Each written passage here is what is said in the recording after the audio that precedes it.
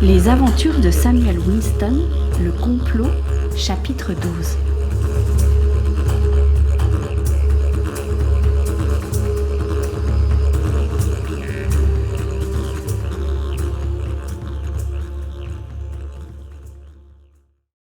William Kerr se montra fort surpris quand Henry Baker lui tendit l'invitation pour le bal, et encore plus quand celui-ci lui demanda de lui donner quelques jours pour aller à Ballarat.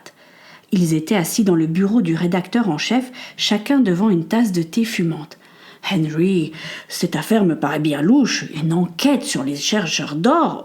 Vous n'êtes pas un peu vieux pour ce trajet? J'ai besoin de vous ici.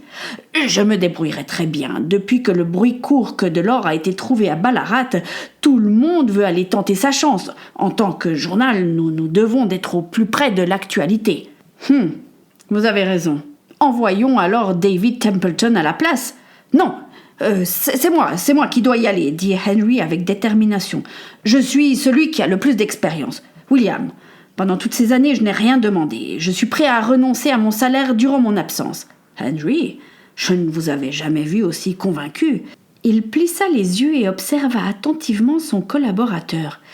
Est-ce que ça n'aurait pas quelque chose à voir avec le jeune Samuel par hasard ?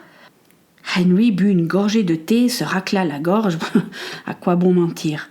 Il lui raconta tout depuis le début. William l'écouta, hochant la tête de temps en temps, lâchant un juron quand il décrivit le complot contre Alice West. « Henry, cette histoire est incroyable, inconcevable. Les lecteurs vont adorer. Nous allons augmenter la vente du journal si nous l'écrivons. Il y a du mystère, de la traîtrise, de la poésie. » Il se leva d'un bond et frappa sur la table avec le plat de sa main. « Henry, je vous ordonne d'aller à Ballarat. » Henry le regarda la bouche ouverte. Tout cela prenait une tournure inattendue. William enchaîna. « Vous ne serez pas en sécurité sur les routes avec 2 femmes. Je vais demander à mon frère Benjamin de vous accompagner. Il devait justement aller prospecter dans les environs. Quand pensez-vous partir ?» Le plus vite possible, je suppose. Nous nous sommes donné rendez-vous demain dans la matinée à la Maison des Roses chez Lady Hastings. Vous avez raison, William. Un homme de plus ne serait pas de trop. Bien, je dirai à Benjamin de vous y rejoindre. Henry, soyez prudent. Revenez-nous entier. J'ai encore besoin de vous et surtout d'un bon reportage. William lui serra la main un peu plus longuement que d'habitude. Bonne chance et que Dieu vous garde. Merci. Nous en aurons bien besoin.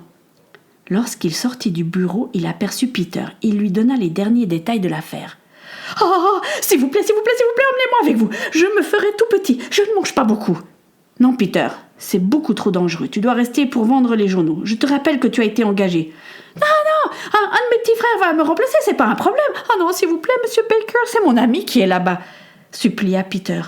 Décidément, ce gamin avait réponse à tout.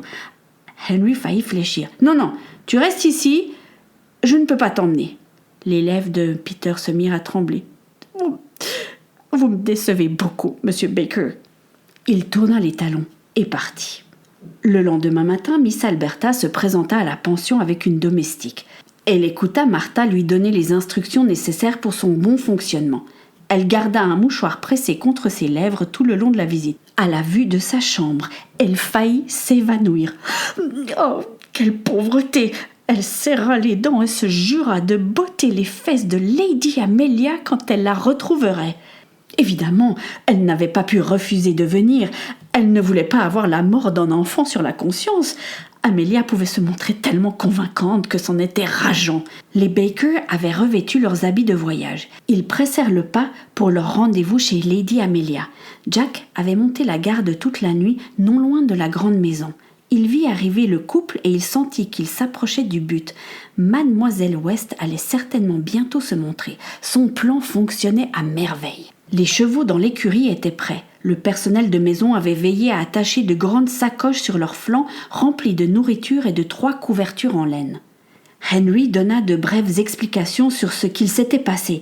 Lady Amelia fut très fière que son plan ait fonctionné comme elle l'avait prévu. Il était l'heure. Ils engagèrent leurs chevaux dans l'allée. Alice portait sa cape et son chapeau qu'elle mettait lorsqu'elle faisait ses tournées de sage-femme. Elle avait encore enroulé autour de son cou et passé par-dessus sa tête comme un turban une longue écharpe tricotée qui lui donnait un air de princesse des 1001 nuits.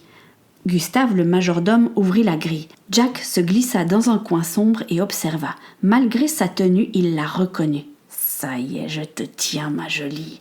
Tu es tombée dans le panneau. » Le petit groupe s'immobilisa à l'entrée du domaine et semblèrent attendre quelque chose. Au bout de quelques minutes, un jeune homme arriva monté sur un cheval noir. Il portait une redingote en lainage, une cravate rouge élégamment nouée, ainsi qu'un large chapeau en cuir. Des grandes bottes noires montaient jusque sous ses genoux, le protégeant de la boue. Une longue carabine tenue en bandoulière dans le dos complétait sa tenue. Il souleva son chapeau et s'inclina devant Martha et Alice. « Benjamin Kerr, pour vous servir. »« Ha ! Monsieur Kerr, nous n'attendions plus que vous !» s'exclama Henry. « Je suis Henry Baker, voici ma femme Martha, et ici Alice West. Mesdames, Mademoiselle West, je suis ravie enfin de faire votre connaissance en personne. J'avais lu l'article vous concernant dans le journal et je dois dire que j'avais été fort impressionnée. »« Merci, » répondit Alice sous le charme. « Et merci, Monsieur Kerr, de bien vouloir nous escorter. Nous vous sommes redevables. »« C'est mon plaisir, mademoiselle. J'avais de toute façon affaire dans la région de Ballarat. » Il regarda encore autour de lui. « Bien, sommes-nous prêts ?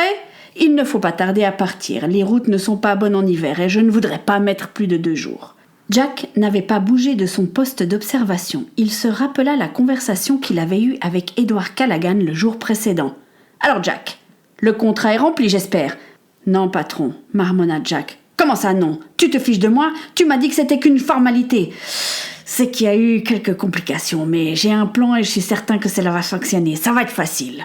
Il y a intérêt. Il faut définitivement fermer le caquet de cette femme. Jack acquiesça la tête baissée.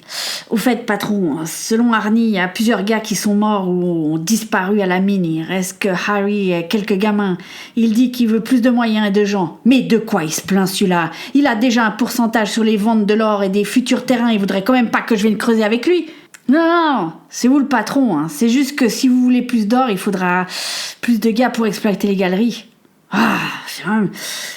Bon, d'ici quelques jours, j'aurai mis la main sur ces terres aborigènes. Ça changera la donne. On aura plus d'or, donc plus d'argent. Ces pouilleux sans éducation, non, on n'a rien à faire sur ces terres. C'est nous les boss maintenant. On va les mater, c'est moi qui te le dis.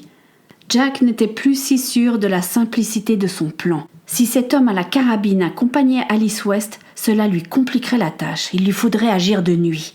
Un seul chemin menait à Ballarat. Il les suivrait de loin et au moindre écart d'attention, il frapperait.